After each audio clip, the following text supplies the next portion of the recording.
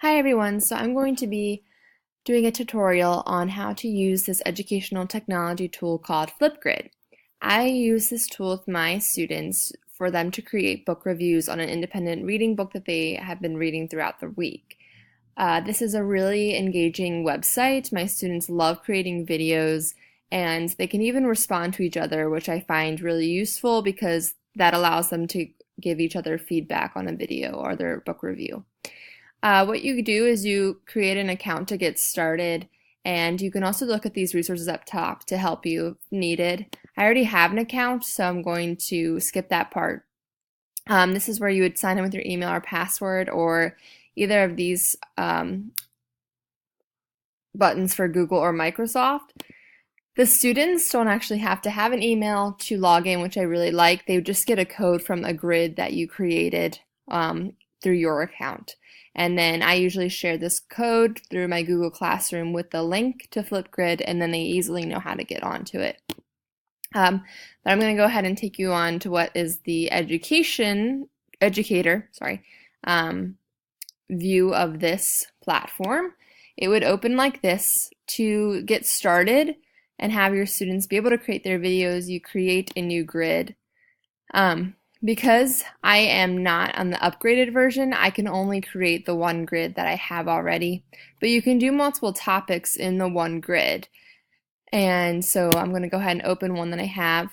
This is the code that my students would use, and this was the assignment that I created just now. It is on book reviews. It gives the directions. This is really important because my students tend to get a little carried away if there weren't specific directions.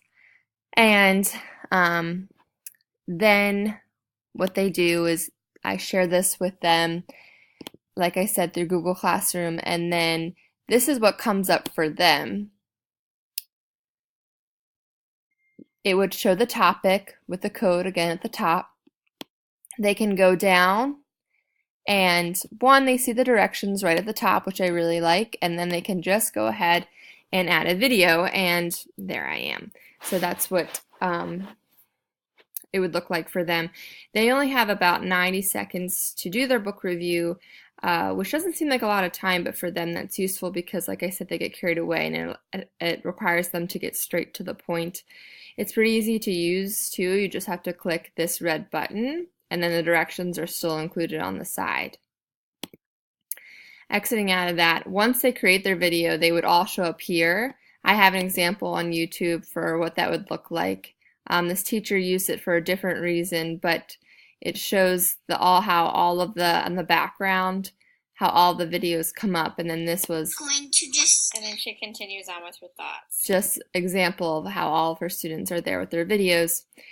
The website actually allows the students to, after they create their video, put an emoji or some sort of icon over the face. So instead, this will just look like a bunch of emojis, which they like, and I always allow them to do that after they finish their book review. Then they can actually click on each other's videos and, like I said, comment on it or give feedback. They're not allowed to comment back to somebody who left feedback, which I actually appreciate because like I said, they tend to kind of get carried away and talk about things that are irrelevant from the book review. But anyway, that's pretty much it. Then you can look at all of the Flipgrids that they created really easily by just logging on. It's basically like Google Classroom in a video form, so it's super easy to use, and it doesn't require a lot of setup, which I also like.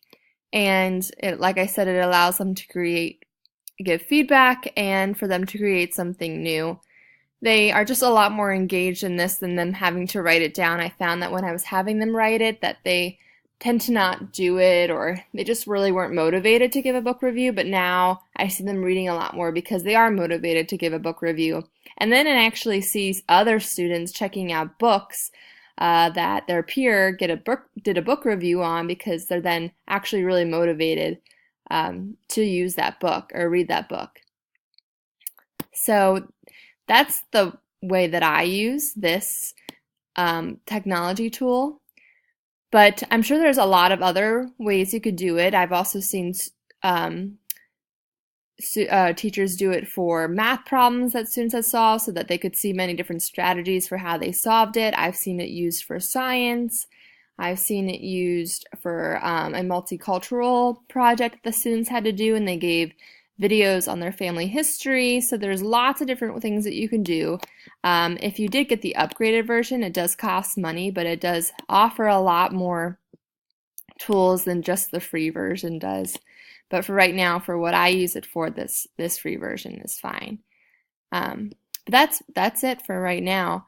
I hope you enjoyed Flipgrid.